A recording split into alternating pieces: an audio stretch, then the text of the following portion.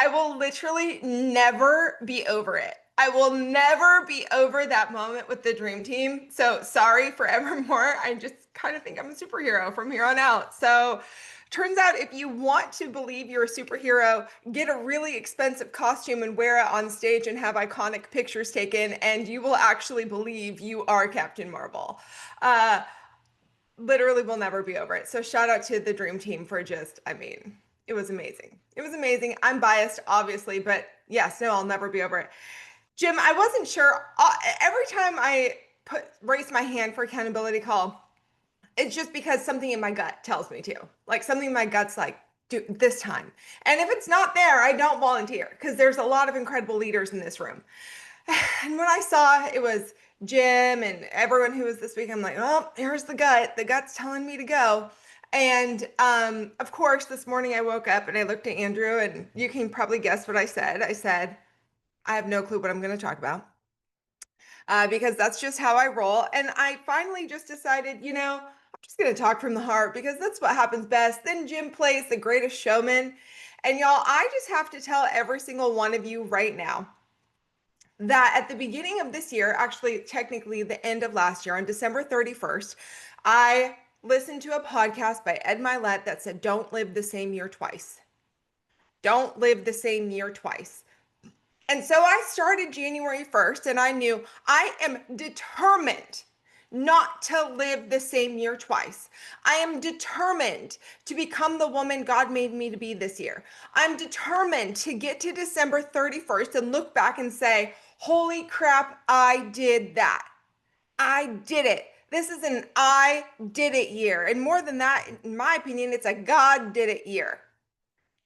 I want a God did it year where you look back and you're like, I don't know how that year happened, but God did it and I did it. I stuck to my word.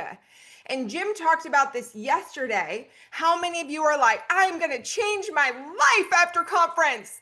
This is it. Conference has changed me. I'm going to do everything. I'm going to be an AO by Ignite. I'm going to do it. How many of you felt that way? I want to know. Put it in the chat. Put a 1 in the chat. Raise your hand. I love looking at faces. Raise your hand. Okay. I love that I can see both Rich and Bailey Day right now. Yes. Right. And then guess what happens? Life gets loud. Yesterday, I was going to do it yesterday already, day 1. You want to know what happened? I laid down on the couch at 1 o'clock and I fell asleep for 3 hours. Oops. Yeah. My body had actually no choice. I was standing here and I was like, I feel like I'm drunk. I don't think I'm okay. I don't think I'm okay. I am still recovering from conference. And I laid down and 3 hours later I woke up and I was like, oh no, that was not the plan. And then I had to pick up Emerson from a birthday party. And then we got a message from her cheer coach because she missed all of last week because we were at conference, that if she didn't learn her halftime show, she wasn't going to get to be in it next week. So guess who learned every single move yesterday and taught it to her daughter? I did. Okay. 1, 2, 3, 4, 5, 6, 7, 8. I'm a cheer coach now as well, right?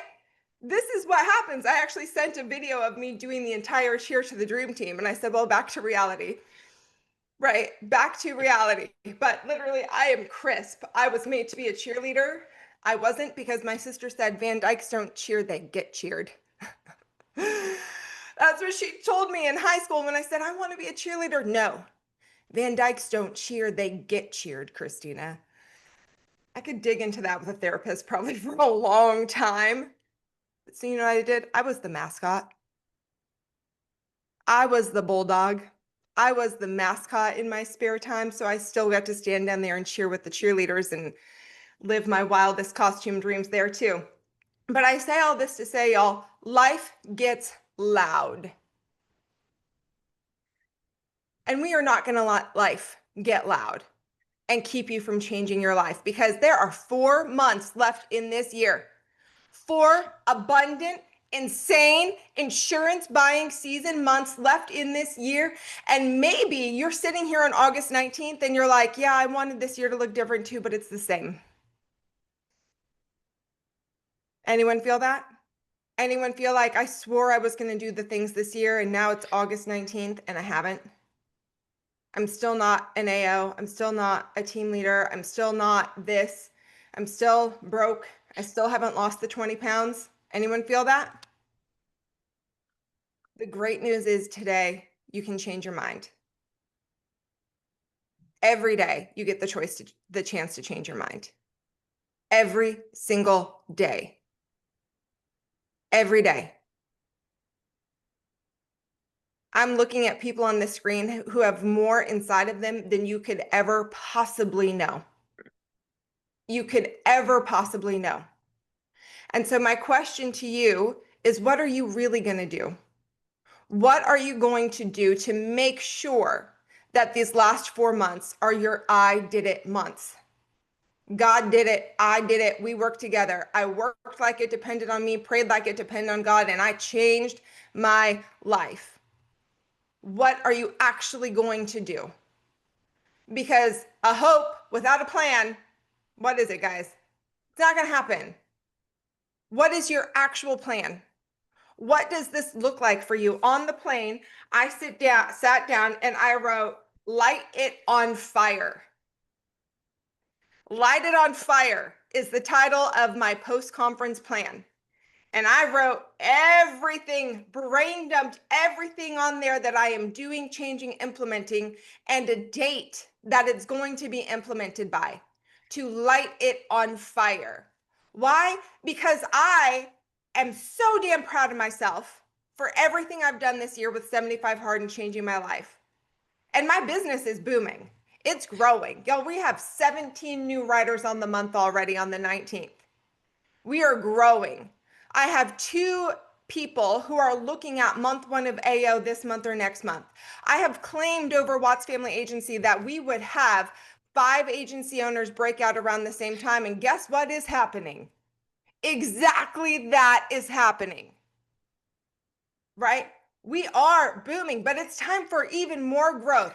I love that the Mac Room text is going off and it's like dinging in my ear. I love you guys, but like, shh, right? Okay. But it is time for even bigger growth. I am so thankful for people like Dylan Crane in this business. Because I'm not going to lie. At first, when I saw Dylan Crane's numbers, I'm like, but does he have 3 kids? Right? I literally was judging McJudgerson over his awesomeness. Literally, why? Why? Because his success made me uncomfortable. That's the truth. His level of success made me really uncomfortable because it made me really look in the mirror at what is possible. And yeah, then we get curious, not critical, right? But how? And I had a moment where I looked over at Trisha and I said, but how? How has he written 180 on his own pen in 2 weeks before conference? He's rewriting what is possible here. And Trisha looks at me and she says, simple, in her very no BS way. He is willing to get more uncomfortable than we are.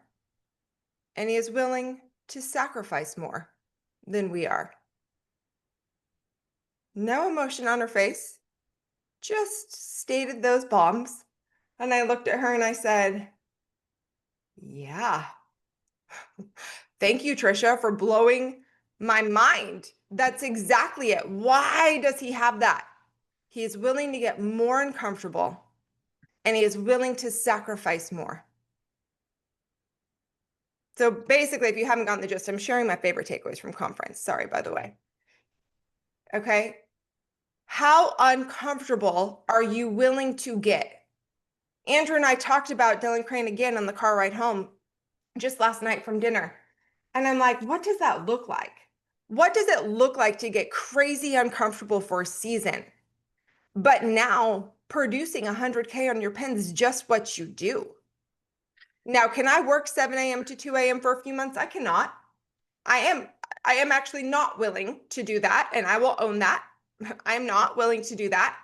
But what does it look like if you took that work ethic from 7 a.m. to 4 p.m.?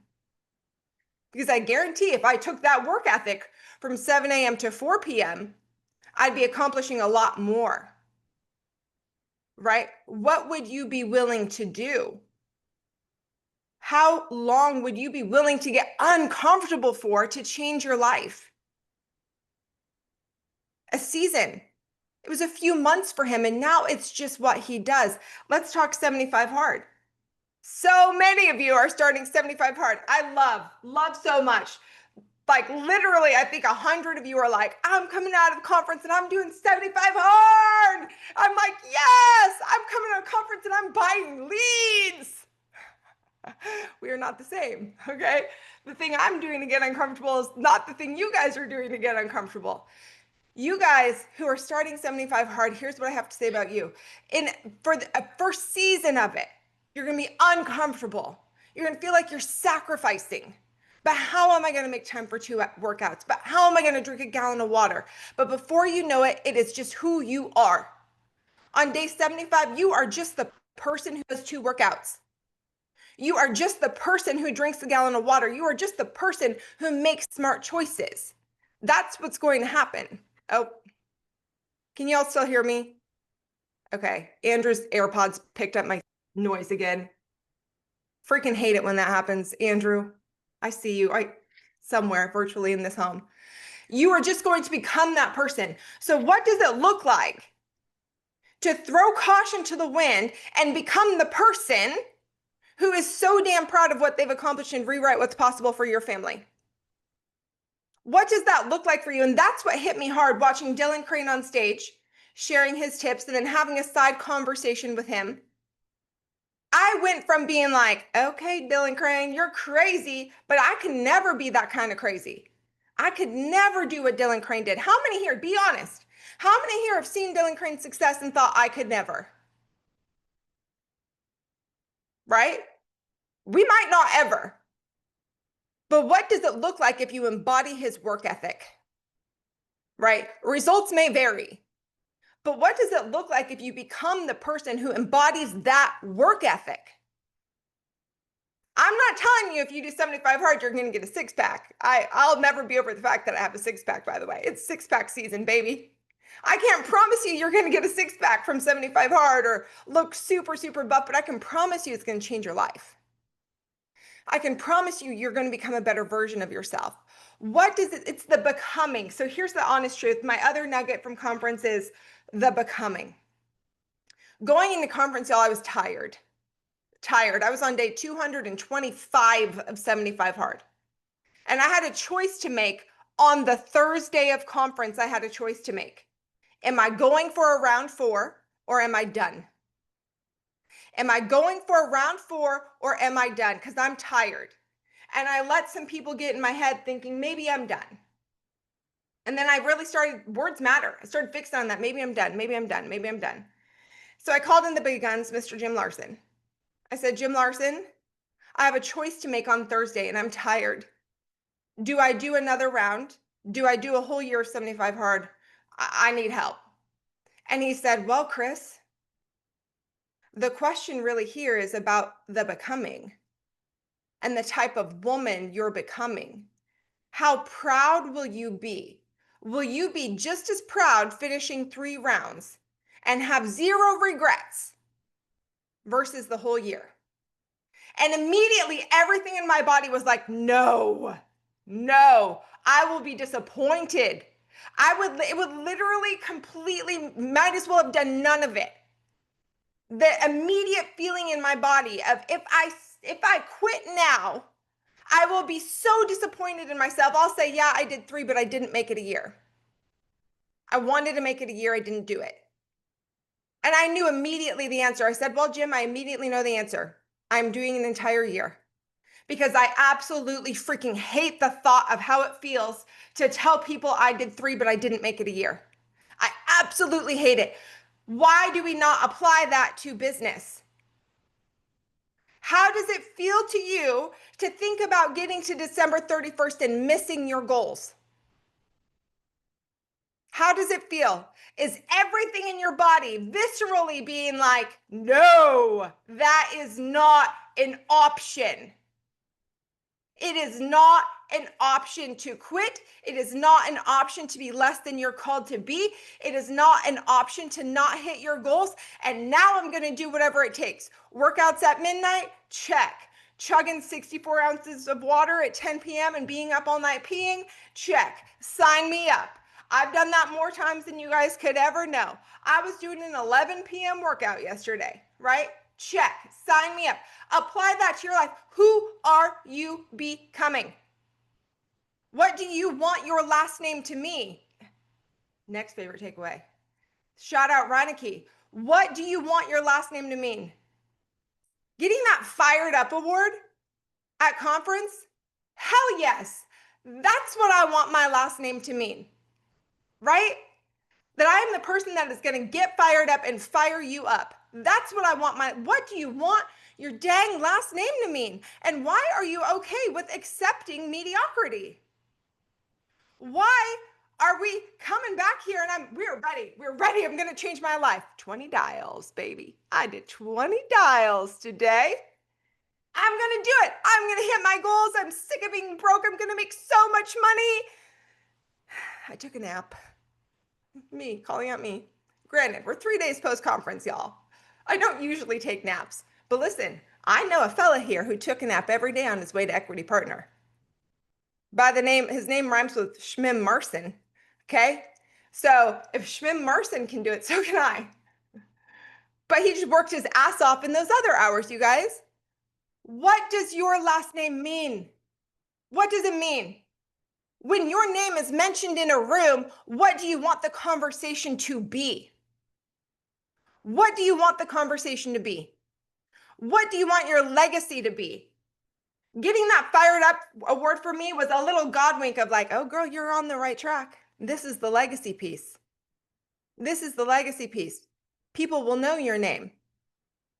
Stop hiding. What do you want your last name to mean? Next takeaway, the room you're in matters. The room you're in matters. Do not settle for mediocre rooms. Get in the right room, and every single person right here on the MAC call, right on this call, I call it the MAC call, the accountability call right now, you're in the right room. I am preaching to the choir, but the room you're in matters. If you walk in a room and your gut says get out, get out. If you feel like you need to go, nope, you don't. The room you're in matters. Your association is everything. Do not waste your events in mediocre rooms with mediocre people. Get around the people who are going to light your soul on fire, who see you, who celebrate you, who love you, who for you are, who are going to look at you and say, this is what you're doing. This is what you're capable of. You're going all the way to the top and I'm going with you. What can I do to serve you? Get in the right rooms. If your gut says this is not the association for me, it is not the association for you. We can love people, we can respect and love all the people, but do whatever it takes to get yourself in the right room with the right people. It matters. It matters. Lastly, what will you refuse to stop accepting? Because this is what Brian Delaney said, you're hurting others by being uninspiring. Stop hurting others by being uninspiring. Ooh, that hit me because I'm like, yeah, sure, I'm inspiring. 75 Hard's inspiring. I've changed my life is inspiring. But I'm walking in a season where I'm sick of just being the girl that's inspiring. I want to be the girl whose business matches that. And we are on our way, but it's time to 10x that. We are on our way. But what ways in your life are you being uninspiring right now? Would you want to follow you? Because the last quote I'm going to share that I loved was from Edward Pritchett, and I think he stole it from somebody else. But he said, if you want to create a movement, light yourself on fire and people will come to watch. If you want to create a movement, light yourself on fire and people will come to watch. As for me, I am lighting my damn self on fire. I was already on fire for most of this year, but you ain't seen nothing else. It is nothing yet. It is time for the third gear. It is time to tap into it because there are 4 months left. And I'm sick of accepting mediocrity in a lot of areas in my life. I have raised the bar in so many, but if I am being honest, looking at conference, looking at people like Dylan Crane and what is possible there made me see I am accepting mediocrity and I am over it. It is time to light yourself on fire, but become the person that holds yourself accountable to that. Become the person. If I am willing to work out at 1 o'clock in the morning, what am I willing to do in business? Right? If you are willing to do whatever it takes to take care of you and provide for your family, what are you willing to do for you, for your last name? We are not quitting. We got 4 months, the biggest 4 months of the year, the biggest push of the year. What do you want? Maybe your life looks the exact same right now that it did from January 1st, but you can change that today if you choose. If you choose, light yourself on freaking fire, right? The world is going to judge. People are going to judge. Everyone's going to judge. Everyone's going to have an opinion. Give them a damn good show. Give them a damn good show, you guys. I'm about to give people a damn good show. This is the season of becoming undeniably great, period, in every area. What does that mean for you? Make your light it on fire list today. If you haven't already from conference, make your light it on fire list. What is it? Share it with your mentor. Light it on fire. Join me while we light ourselves on fire and become undeniably great. That's all I got today. That's all I got. Nothing more than all of that. What's so cool is you hear, guys, you hear the conviction in Kristina's voice. Does anybody here doubt that she's going to 10x her business in the next 6 months to a year? Does anyone doubt that? Do any of you doubt yourself when you say that? Why? What's that difference? What is the difference between Kristina can come on here like, yeah, she clearly going to do it, but am I going to do it? What is that difference? That's the haunting rhetorical question. I'm not even going to dive into that. I want you to wrestle with that. I want you to wrestle with, why do her words sound like they mean something, but your words to yourself have lost their meaning? If you want to grow a business, your words to yourself better have meaning. Words matter. All right. Well, if we needed another plug for 75 Hard, I'm going to be real honest. I had to do 75 Hard to remind myself that I was a woman of my word. And I needed it to start with things like drinking water and moving my body, right? If you haven't thought about it, that's what it does. It reminds you that you are a man or a woman of your word. And then you take drinking water and moving your body into buying leads, dialing, being a woman and man of your word there in every area of your life. That's why 75 Hard changes your life. That's why. Today's day 230. I love that. And I got that question from so many people when I would talk about integrity, especially in one of the breakout rooms, and how important it is for you to simply just do what you say you were going to do, which people ask me about this group, and it's why I started this group. And they're like, well, how do I build that? Small things, guys. And 75 Hard is genius and brilliant for that, because it's as simple as read 10 pages. I can do that. It's as simple as drink a gallon of water. I can do that. It's little things that build up the integrity of your word again so that your words matter. It's good. Yeah. All right.